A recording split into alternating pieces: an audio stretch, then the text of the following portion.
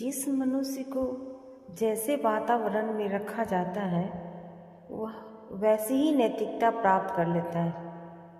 मनुष्य के नैतिक संस्कार उसके चेतन मन से अचेतन मन में चले जाते हैं। यही संस्कार मनुष्य की अंतरात्मा की आवाज़ बन जाती है। इसे मनुष्य कभी कभी सुनता है और कभी कभी नहीं। वह उतनी दूर तक अंतरात्मा की आवाज़ को सुनता है जहाँ तक उसके नैतिकता संबंधी संस्कार और उसके अचेतन मन को ज्ञात रहते हैं। जब ये संस्कार उसके अचेतन मन में ही रहते हैं तब व्यक्ति को उसकी अंतरात्मा की आवाज़ का ज्ञान नहीं होता है। कभी कभी मनुष्य न चाहते हुए भी गलत कामों में फंस जाता है। उससे बचने का एक ही रास्ता है, किसी भी ऐसे कार्य में अपने आप को लगा देना जिसमें दूसरों का और अपना कल्याण हो। जब मनुष्य की संचित शक्ति रचनात्मक कार्य में लग जाती है तब वह ध्वंसात्मक कार्य से अपने आप ही अलग हो जाता है। रचनात्मक कार्य करने से मनुष्य को जो आत्मविश्वास उत्पन्न होता है वह उसकी आत्महीनता की मनोवृत्ति को समाप्त करता है और उसमें आत्मनियंत्रण की शक्ति बढ़ जाती है। मनुष्य की आत्मनियंत्रण की प्रगति स्थूल से सूक्ष्म की ओर होती है। क्रिया का नियंत्रण करना विचारों को नियंत्रण करने से अधिक सरल है और विचारों का नियंत्रण भावों के नियंत्रण से।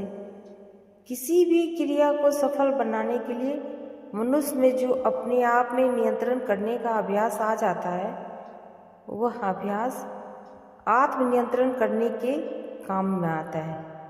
जो लोग बाह्य संसार के कार्यों में असफल रहे हैं वे अंतर जगत में भी असफल ही रहते हैं। पलायनवाद मनुष्य को न तो लौकिक जीवन में सफल बनाता है और न आध्यात्मिक जीवन में। आदमी को कभी भी अपनी असफलता पर विचार नहीं करना चाहिए। असफलता की कल्पना असफलता की जननी होती है और सफलता की कल्पना सफलता की। तो ऐसे में असफलता की कल्पना छोड़कर मनुष्य को हमेशा सफलता की ही कल्पना करनी चाहिए। ऐसे किसी भी संकल्प को मनुष्य को करना ही नहीं चाहिए जिसके सफल होने में उसे संदेह हो। इसके लिए अपने जीवन के आदर्श उतने ही ऊंचे बनाए जाएं जितने हमारी पहुंच के भीतर हों। किसी व्यक्ति के चरित्र की आलोचना न कर उसके गुणों की खोज करनी चाहिए। दूसरे की चरित्र की आलोचना से वे दुर्गुण हम में आ जाते हैं। आलोचक का अभिमान बढ़ा चढ़ा रहता है और यह अभिमान ही आत्मभर्त्सना की मनोस्थिति को उत्पन्न करता है। जब हम दूसरे की बुराइयों को क्षम्य मान लेते हैं तो हमारी आत्मा अपनी बुराइयों के लिए हमें नहीं कोसती। व्यभिचार करना बुरा है परंतु उससे बुरा अपने आप को कोसना है।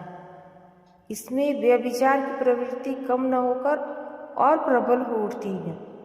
अपने आप को कोसने से मन को नियंत्रण करने की शक्ति घट जाती है और हम उसी काम को और भी अधिक करते हैं जिसके लिए हम अपने आप को कोसते हैं। कभी कभी अपने वातावरण को बदल लेने से मनुष्य को पर्याप्त लाभ होता है। तो हर मनुष्य को एक ऐसे वातावरण में हमेशा जाना चाहिए जहाँ जाने से उसका उत्साह बढ़ जाए और वातावरण के परिवर्तन से मन में भी विशेष प्रकार का परिवर्तन हो जाता है। कभी कभी एक ही जगह रहने से मन में नकारात्मक विचार बहुत ज़्यादा एक ही जगह पर रहने से मन में नकारात्मकता भर जाती है। तो ऐसे में कभी कभी अपने वातावरण को बदल लेने से नया उत्साह आता है और वातावरण के परिवर्तन से मन में विशेष प्रकार का परिवर्तन होता है और जो लोग माता पिता की अधिक देख रेख में रहते हैं उन्हें बोर्डिंग में रख देने पर आत्मविश्वास की वृद्धि हो जाती है और बहुत सी बातें अपने आप छूट जाती हैं। ज्ञान संग्रह से हम अपना आध्यात्मिक धन सदैव बढ़ाते रहते हैं। जिस प्रकार एक कृपण पैसा जमा करके धन का भंडार एकत्रित कर लेता है, ठीक उसी प्रकार ज्ञान तथा सद्विचारों के निरंतर जोड़ने से हमारा आध्यात्मिक बल बहुत बढ़ जाता है। आत्मबल की प्रचुर वृद्धि होती है और मन के अंदर के द्वंद्व एवं संपूर्ण उच्छृंखलताएं मिट जाती हैं। आत्मसम्मोहन की अवस्था वह है जिसमें आत्मसमन्वय स्थापित हो जाता है। मन को बांधना जीवन का बहुत बड़ा पुरुषार्थ है। यह आप में तथा दूसरों के लिए भी है। यह अपने को आरोग्यवान बनाने की अपेक्षा अधिक कठिन है। यही कारण है कि प्रबल विश्वास के द्वारा अनेकानेक शारीरिक रोग नष्ट हो जाते हैं।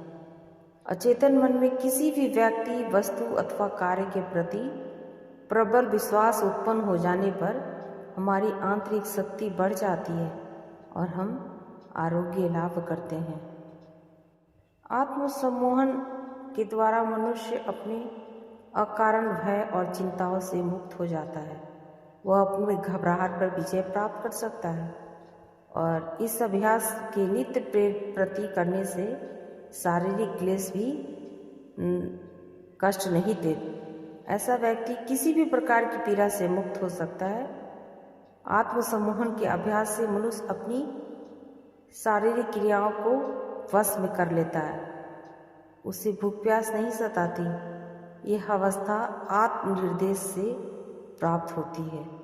शरीर और मन की शांत अवस्था में जिस प्रकार का निर्देश मनुष्य अपने आप को देता है वह सफल हो जाता है। इस प्रकार मनुष्य किसी प्रकार की बुरी आदत अथवा कम कुटेव से अपने आप को मुक्त कर सकता है।